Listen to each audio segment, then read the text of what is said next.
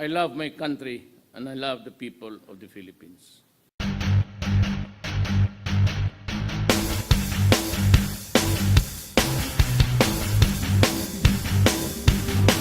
Thousands of jeepney drivers across the country stopped operations today and took to the streets to protest the government's jeepney modernization program. Their protests will continue tomorrow. Some local authorities had moved to lessen the impact of the strike by canceling classes and work early on. They also deployed government vehicles to service stranded commuters. Transport Group Piston says it crippled most of the jeepney routes across the country, but authorities are disputing that claim. Cian Arcangel reports. Almost 1 in the afternoon, and Anjon Azares was still finding it hard to ride a jeep going to Marikina from Cubao due to the transport strike staged by the Group Piston. Despite the cancellation of classes and work in government offices by Malacanang, some commuters still waited longer to ride a jeep. Medyo punuan kasi yung mga jeep ngayon eh. Yung dati may painat-inot na dumadaan. Ngayon pagdating ng barangka, konti na lang eh. Piston President George San Mateo calls the first day of their transport strike a success, claiming they have paralyzed 90% of the jeepney routes all over the country. Citing information from Piston ground officials, San Mateo says at least 80% of jeepney routes in several cities in Metro Manila were paralyzed because their members stopped driving their jeeps. Ganitong oras pa lang ay matagumpay na matagumpay ang unang araw ng ating Tigil Pasada.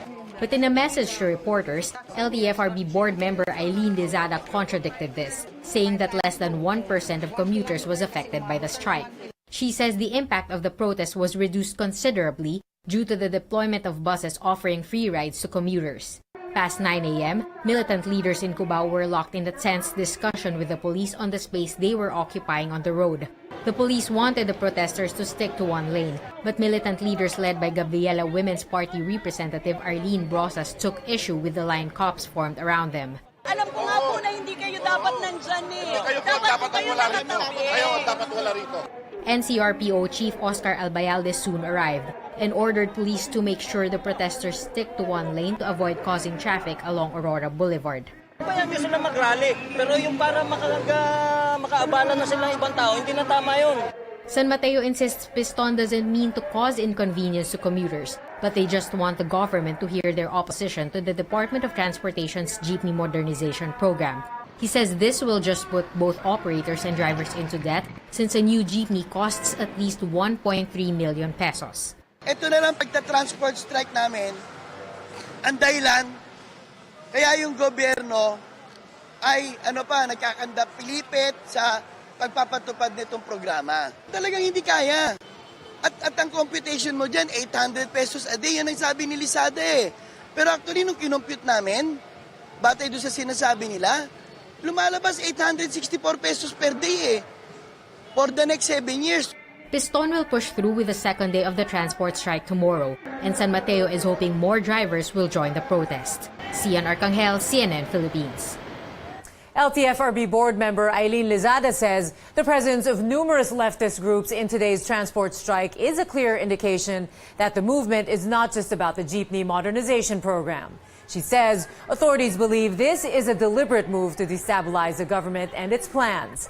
Bayan, Kilusang Mayo Uno, and Gabriela are just among the left-leaning groups that have participated in the street demonstrations today. Yesterday's statement was confirmed this morning by one of the organizers of this strike. Where is it coming from? This is supposed to be modernization. Why are they putting that now at issue in this concern? They are trying to confuse the people. Are they not politicizing the issue?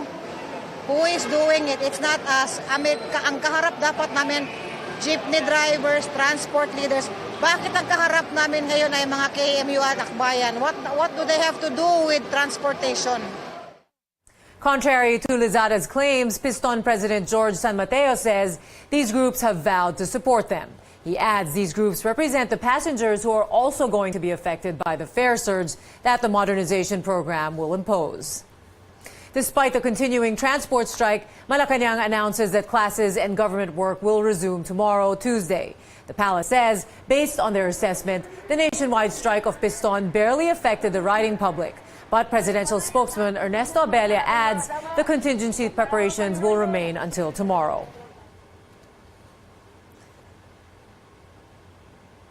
Transport Group Piston is leading this two-day nationwide strike. Who exactly make up this group and what are they fighting for?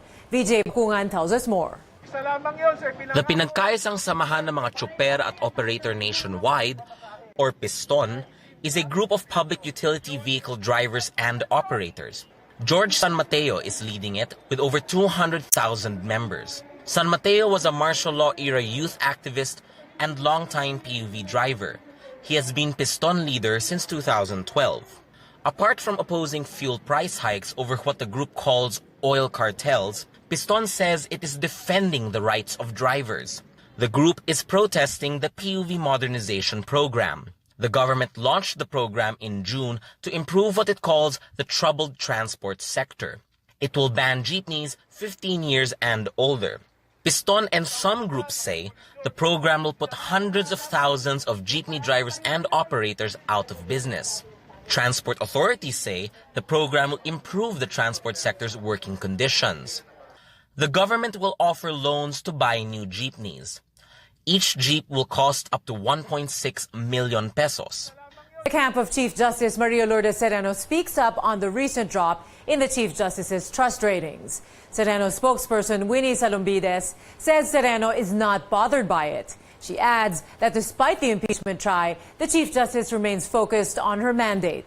The Chief Justice was out today to grace the World Pandesal Day celebration at a Quezon City bakery. The Chief Justice made no mention about the ongoing impeachment try against her, but in addressing her former neighborhood and childhood friends, she advised them not to be afraid, especially when they have not done any wrong. The Chief Justice is not really worried about yung mga trust ratings, yung mga survey results. In the first place, kahit sinong tao palagi ang pinupukol ng mga intriga, ng kung ano-ano mga issue, pag pinupukol lagi ng putik, kahit sinong tao, natural talaga na kahit papano madudungisan. Money sent home by overseas Filipinos increased in August. The Bangko Sentral says personal remittances for the month reached $2.8 billion. That's nearly 9.5% higher than figures recorded in the same period last year. The BSP attributes the uptick on the sustained inflow of transfers from land-based workers with work contracts and remittances from sea-based and land-based workers with work contracts. The Iloilo International Airport has resumed operations. This after aviation officials removed the Cebu Pacific Airbus 320 that overshot the runway on Friday. Airport operations went back on track at 2 in the afternoon. Several flights were canceled earlier, affecting at least 200 passengers. Over the weekend, heavy rains and strong winds caused the plane to overshoot the runway during landing and get stuck in a rice field. Passengers used the plane's inflated slide to exit the A320. All 180 passengers and crew were declared safe.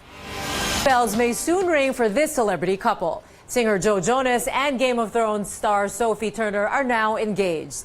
The couple announced the news on their Instagram accounts. They posted this photo featuring Turner's hand adorned with an engagement ring over Jonas's hand. The couple even had matching captions saying, quote, "She said yes, I said yes." Jonas's brother Nick sent well wishes to the couple. He says, quote, "Congratulations to my brother and sister-in-law-to-be on your engagement. I love you both so much." Jonas and Turner, who plays Sansa Stark on Game of Thrones, have been dating for over a year. British crooner Ed Sheeran met an accident. In his Instagram post, Sheeran says he had a bit of a bicycle accident. His caption adds he's currently waiting for some medical advice which may affect some of my upcoming shows. He tells his fans to stay tuned for further news. Entertainment news now. Actress Catherine Bernardo stands up to cyberbullying. On Instagram, the La Luna Sangre star says, quote, "Being called names is painful, but one good thing about pain is it teaches you something. It teaches you that you are more than hurtful words and labels," unquote.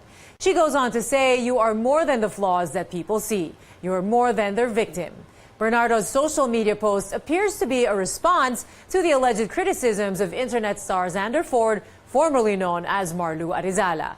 A video supposedly featuring Xander is making the rounds online. In the clip, you can hear a voice that seems to be his criticizing Bernardo's legs. But Xander was quick to deny these allegations. Xander's management has released a statement on the issue. It says, quote, "Star Image Artist Management will not and will never tolerate misbehavior of its artists," unquote. The statement also says Xander will do a tell-all soon.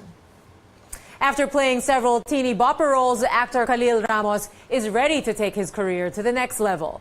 Khalil is now part of Star Cinema's newest action film, Riding in Tandem, helmed by acclaimed action director Toto Natividad. The young singer and actor shares he wants to do more. I want to explore. I want to expand my range as an actor. And it's very effective, actually. Right now, I'm at the stage of learning different levels na. Kumbaga, like, if before I was just really, exploring and learning, right now I'm actually getting into the art of acting and how I can effectively